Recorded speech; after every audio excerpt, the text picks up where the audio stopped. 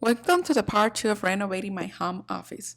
Last time, we encountered some trouble trying to hang one of the shelves, as it started to fail because of the screws. After going back to the stores and reinforcing the base of the shelf, we were able to finalize adding all the shelves to the wall. And now, we are ready for the best part: decoration, organizing, and giving the final details. And if you are a bit lost on this renovation, just check out my previous video to see how this started and the design process. As I mentioned at the beginning of this series, the main purpose of this renovation is lining, storage and creating layers, aesthetic and functionality. And during this video, I will show you how I made all this possible.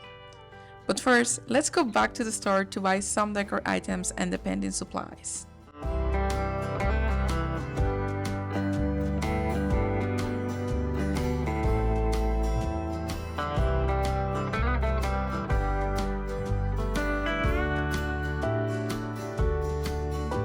I used to have a desk lamp, however, this wasn't enough, especially when it gets dark.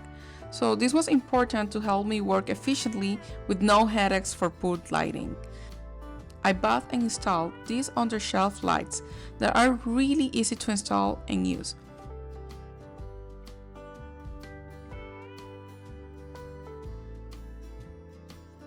As I like to use different tools when I'm working or designing, such as books, notebooks, markers, etc., it was important to have a storage, but also in a way that could be easily reachable when I needed any of those.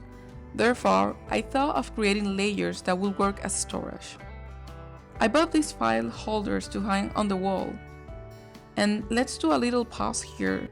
To buy this, I had a specific request. They needed to have the exact size of the remaining space on the wall of the left, and they needed to be lightweight so it could be hung without screws. I was lucky to find this one that fits perfectly. I also tried to make more space and layers by mounting the computer on this monitor stand with space below to store other devices or tools. I added a really nice pen organizer that not only helps me store and keep my desk in order, but also let me have more things on it, like my notebooks, sets of color pens, a staple, supplies, and even have this mini drawer here where I can store small things that I use on a daily basis. Also, don't worry, I will leave all the links of these items that I bought on the description of this video. And for those that I bought in person, I will leave a similar one from the internet. Finally, I added this cute grid that it's perfect for the space, as it will help me to have my notes, reminder, or details of the project that I'm working on really handy. However, when choosing this grid, there were a few things to consider so the space wouldn't look packed.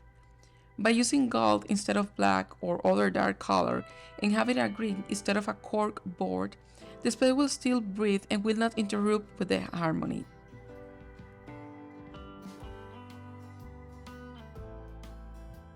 While organizing the rest of the materials and tools, I wanted to make sure that everything was there, but at the same time that it looks nice. Especially because everything will be visible, not hidden behind the cabinet's door. So the balance between organizing and making it look like it's part of the decoration was crucial.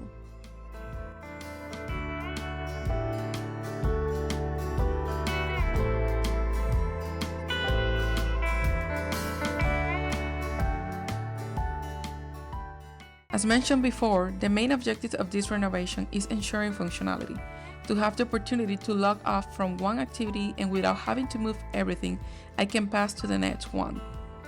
In other words, to be able to switch from one activity to another easily and still have the space with everything in order.